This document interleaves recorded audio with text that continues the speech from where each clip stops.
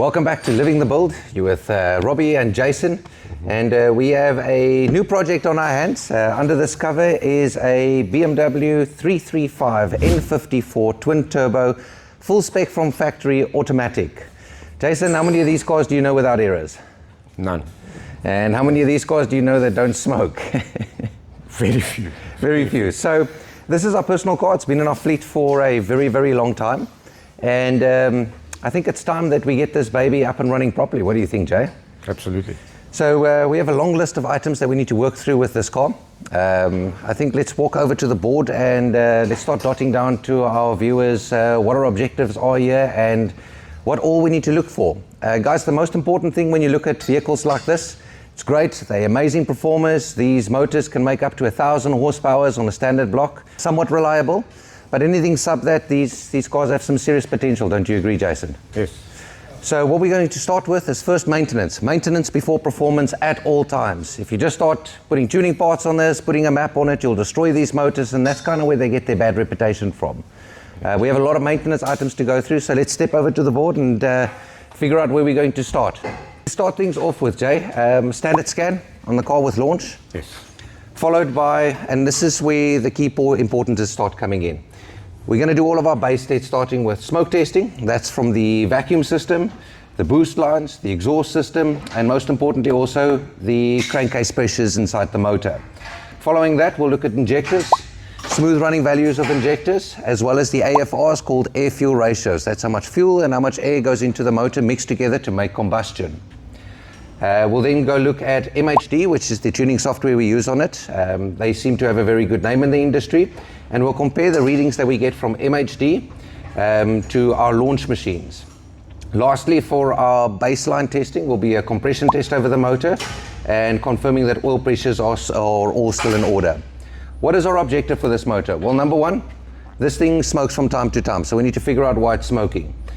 We are also testing a new turbo company to implement new hybrid turbos on this, as well as a good tune and obviously maintenance before performance. So these are the maintenance items we have to go through. Jay, is there anything you want to add to this maintenance list or touch on anything here? Injectors we'll get to in a later segment of the video. So the revision of the injectors, why they fail, why they've been revised. Good one. So, oh yeah, there's lots of revisions on them, hey? Yes, 12 in fact. 12 revisions on them. There's literally 12 different models for these injectors, so that'll be a very important discussion point. I think the smoke test when it comes to the PCV valves, that's how the engine breathes, and now it puts the correct pressures inside the case of the motor. It's a very important one as well. It's a common failure among them. Obviously O2s with AFRs, the DCATs. There'll be a lot we discuss. So this is our main list and these are our objective lists. Let's get to the car and show you guys what we're working with.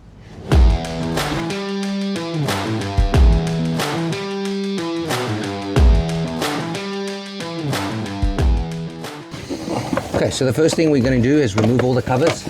Covers are what gives us access to the inside of the engine, and there's a lot of them, so enjoy. As you guys can see, we've removed quite a few of these in the past already. We have a lot of practice. You tend to get used to the rhythm of how this works.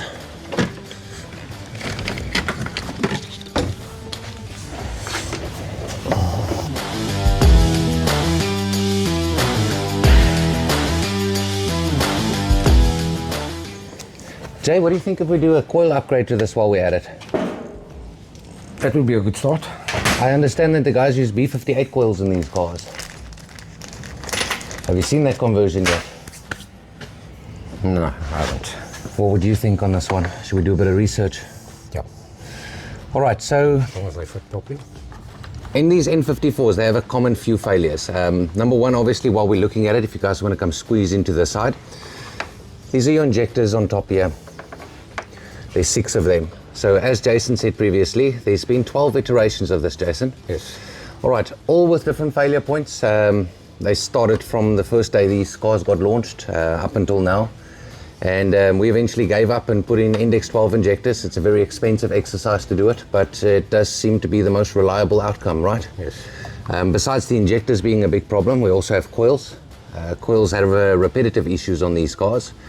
And there's a few aftermarket options for it. Some of the guys use the R8 coils, some use the new B58 coils. Myself and Jason will put in some research and see what is our best option for our particular application and share that with you guys.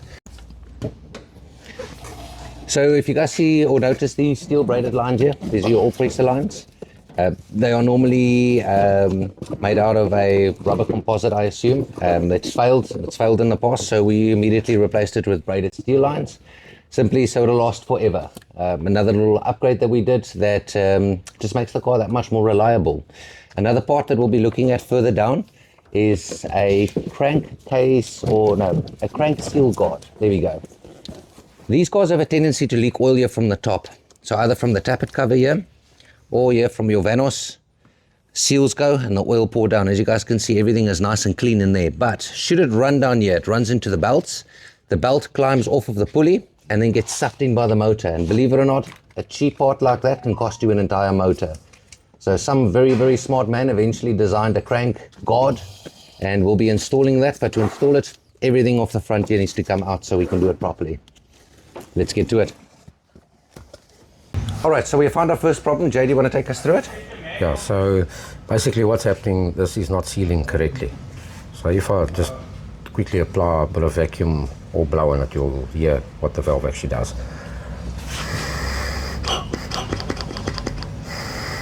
You shouldn't allow that much flow back through the valve. It should seal a lot better than that. So that's problem number one. So if you think about this, there's probably what looks like it's a valve in here, but it could be a ball. And the moment the pressure comes from the crankcase here, it's supposed to seal up against here and not allow it. So that's what gives you your crankcase pressure, the correct pressure inside your crankcase. Yep. This is what's not regulating that crankcase pressure correctly. So this is our very first part that we need to replace, which can also allude to smoking issues while running, normally just after it's gotten warm or run a little bit. Going back through to the airbox and then via to the intake. Correct. And that we shouldn't have been able to see. So this doesn't mean it's the only problem. This is just one of the many problems. Welcome to N54 life. Don't make it up. Just grab. There we go. There we go. There's that valve. Let's do the blowy thing again. Let's see what this thing's doing. This one's working perfectly. So, can't blow there, but can suck. Yep. Closing properly. This one's closing properly. Okay. Right, first step of a health check of a motor, especially making it very fast, is let's see the health of the inside of the motor as far as we can, being a compression test and a leak down test. That'll test both the rings, the pistons, making sure that they seal correctly and they give us the right compression there, and obviously a leak down test following that, which is whether the valve seals correctly. So let's get to it. First step is we're going to remove all of the coils. Obviously they're already marked, so we know where they all go back together. It's just to keep order with things. Once we remove the coils, we'll be removing the spark plugs so we can start our compression test. So what we've done so far is we removed the coil packs and removed the spark plugs in preparation for our compression test. So before we get to our compression test, there's a few things to discuss when it relates to the N54 side. Jay, correct me if I'm wrong on any of this. So in the N54, it's obviously a 6-cylinder, so we have 6 spark plugs and 6 coil packs. This is split into 2 banks, bank 1 and bank 2. On the engine here, it's represented on the first 3 cylinders here, bank 1. The second 3 is bank 2. Each one of these banks also has its own oxygen sensor that reads the AFRs, also known as air-fuel ratios. So if we have a look here, bank 1, 1, 2, 3, and we look at each one of these spark plugs to see for any differences within them. Now we are expecting a little bit of a refueling on this, simply because this car hasn't run in a long time and we start it up and just idle it warm and then switch it back off. It's been the rhythm for this car for a while till we get the time to properly build into it and do some proper maintenance. Don't drive a car unless it's maintained right. So our next step here, Jay's got our compression reader here. We're going to put it in each piston and we're going to write down what the PSI pressures are in each cylinder. What we're expecting to see here is that most of them or all of them are in ratio with one another. So if it reads 120 PSI on cylinder 1, we want to see that same 120 convert to cylinder 2, 3, 4, 5 and 6. So let's have a look. Okay. This is normally the scary part for most people that work on engines, because if this test doesn't go well, then that means some bad stuff. Okay. So let's have a look. Will you crank that up for us? Stop. So we've got 155. 155. Let's dot that down. $155 on cylinder 1. Stop. 10 bar. 130 on cylinder 2. We'll need to inspect that. Okay. Good. 150 on cylinder 3. 150 on the mark. 148, 149? 145. 145 on cylinder 4. Okay, cylinder 5, eh? Right, cylinder 5. Let's go. Yeah. Cylinder 5. 150. Just over there. 150 and a touch. Okay. There you go. Stop. 150 and a touch on cylinder 2. Yeah.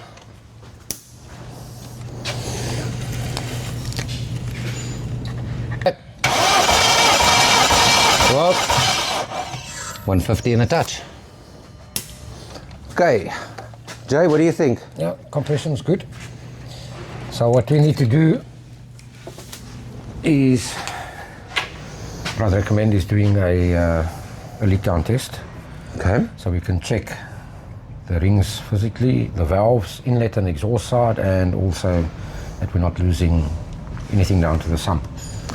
All right. So, what do we need to do that? I assume we're going to bit need of stripping. Fan has to come out, disconnect the oil cooler from the fan, so that we can be able to turn and lock the motor, because we have to get each cylinder to TDC to close the valves. Okay. So for us people that don't understand how this works very well, what's going to happen is the piston, as it goes to the top, the valves would be closed. So let's start with the process first. When the car runs, the piston goes down, the intake valves opens up to suck in air. Then as it gets to the bottom and it's sucked in enough air, on its way back up, it closes. The valve closes on that one. That's when the compression, the actual bang is going to happen. Combustion cycle. So the combustion cycle. So as that piston goes back up, the valves on the top of the head will be closed. The spark plug is going to ignite and it's going to compress that air and create a small explosion, which is going to push that piston back down. As that piston comes back down, it's going to open up or as it reaches the bottom, it's going to open up the exhaust valve so it can push out all that burnt combustion chamber fuel. Yes. Fuel and air, yeah. So what we're going to test now is, as it goes back up on what we call the compression stroke, is that the valves are sealing properly, so when that explosion happens to push the piston back down, that none of it is leaking out of the head with the valves. So it's going to be a bit of a strip job to get there. Let's get that done first and then we'll talk after. All right, to simplify things here, what we're going to do is put the car on the lift it up. There's an oil cooler that sits attached to this cowling. To remove it from the top, as you guys can see here, if you want to look in here, my hand won't even fit in here. You can force your hand through, but look what happens when we do that. We start moving things around, squeezing things where they shouldn't be squeezed. So instead, we're going to do is lift the cars, remove the undercovers so we can get it from the bottom and work comfortably. Do things the right way. When you put a car on the lift, very important, we lift it just this much off the floor, and then we inspect where the lift is holding onto the bottom of the car. And then most importantly, the wiggle test. Stand at the back of the car, wiggle. We see we have stability, the car's not going to fall over. Very important to be conscious of weight that we're removing. We don't want to transfer too much weight from the front or from the back. In this case, we're not going to remove a motor, so it's not too much of a concern. But always remember the pose when you lift a car. In here's the cooler bolt. It's holding onto the housing here. We're just going to remove this bolt, unclip the cooler from it, and then we'll be able to get that cowling out. Is that clipped into the right spot? Yeah, it was. All right, so now we take the car back down. All right, so what we have here is a very long screwdriver. We put into the spark plug hole. As you can see, as Jason is turning the engine, this is going up higher and higher. And there we go. So he's going to go, you still need to go touch back there. Yep, we'll spin it. So he's going to go touch back. We've reached past the top point. He's going to go a little bit back. Still up, there you go. That's it. And back again.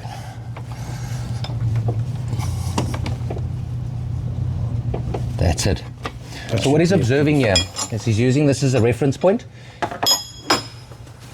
and he's seeing as he's turning the motor when it stops moving up and down. That's how we know that this piston is at top dead center, or TDC as commonly known. Now that it's a TDC, we're going to connect some air to this, and we're going to see if the system holds air for us. Okay, so first thing,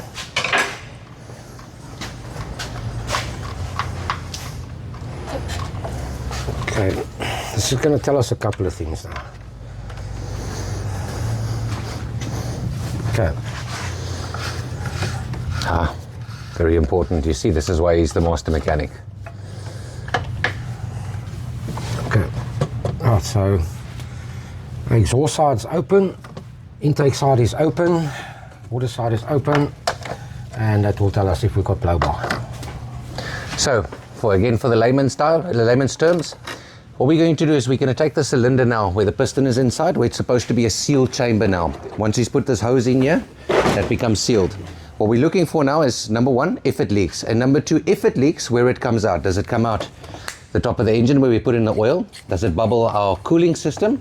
Or does it leak air out of our intake system? Tells us whether it's the exhaust valves leaking, the intake valves leaking, or potentially have ring problems. Let's give it a bit more. There we go. Okay. So that's perfect. You'll hear a slight amount of blow bar coming from there. No bubbles in the cooling system. Are you hearing or feeling anything there? Nothing there. Yeah, well, listen by the exhaust. Go for it, Jay. Okay, so as you can see, it's holding pressure constantly. We don't have a leak anywhere. We've got very slight blow bar coming past here. Obviously, the pistons aren't hot, so you will have a bit of a leak from them. So cylinder 1, leak down test successful. Let's move on to number 2.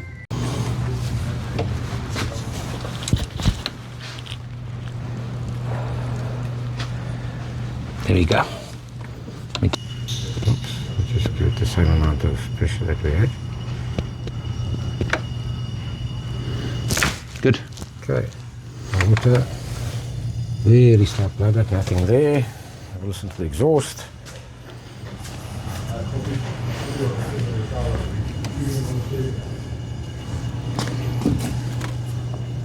Nothing there. Okay. Cool. Cylinder number 3.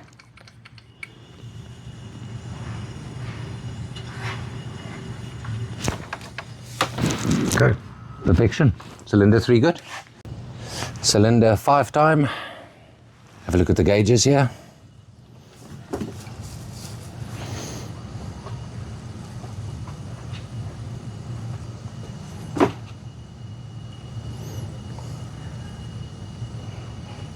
Looks good. Yep. All good. Right, 1 cylinder to go. So while we're working through this, we're picking up on a bit of chatter between myself and Jason. So we're just sharing with you guys some of the findings that we have and some tips for you guys as well. If you can see, the coolant in this is at the exact same level it's been for its entire life. Guys, if you're using coolant, there's something wrong. Coolant you should never, ever, ever be using. It's a closed system.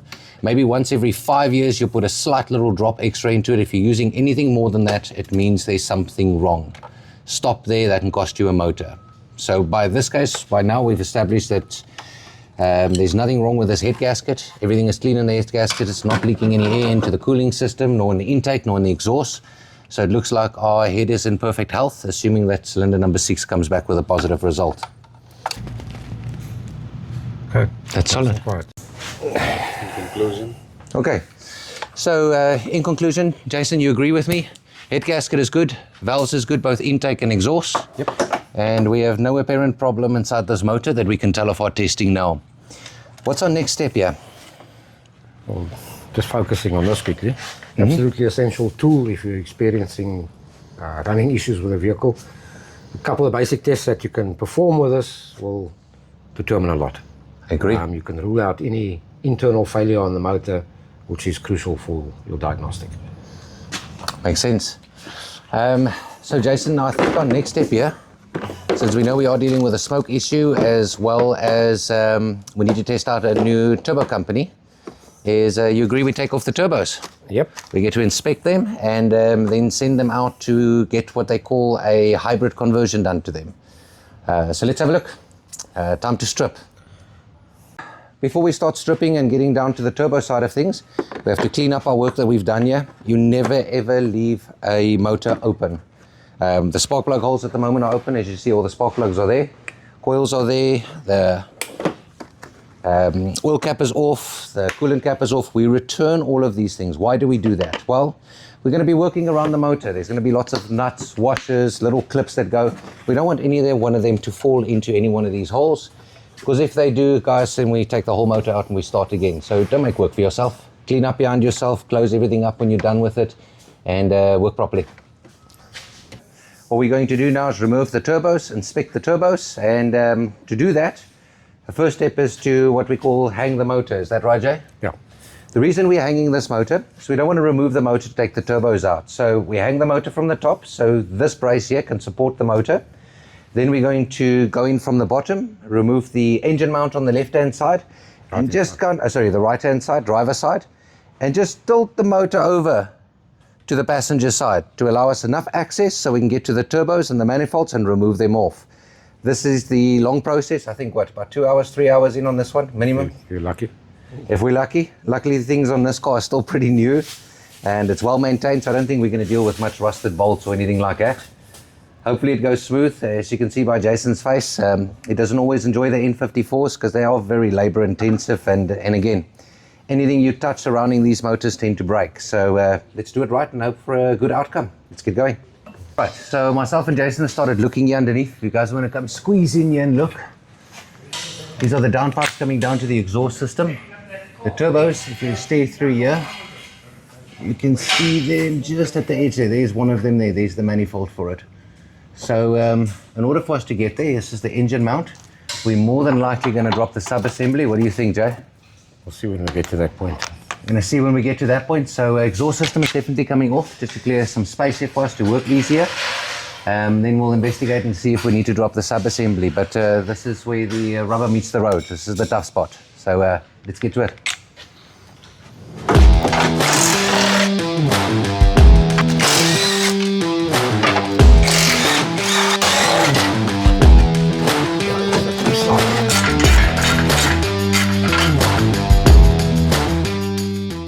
Okay, so Jason's loosened most of the parts at the bottom. We see we need to go back up to the top to number one, remove the engine mount from the top so we can slide it out here and create some space, and any bracketry that's on the turbo side. So car goes back down.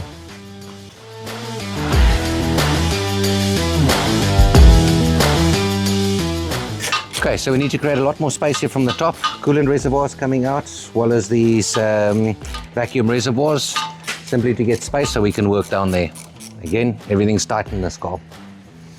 Right, so here's where the messy part starts. We put a little catch ball here at the bottom. Just kind of aim and hope for the best here. As you guys can see, the coolant dripping out is blue. So what we want to see, it's an electronic water pump, and it looks healthy with no rust in it. Here's the big slosh going to come now. Oh, no, it's here. Yeah, mostly in the box.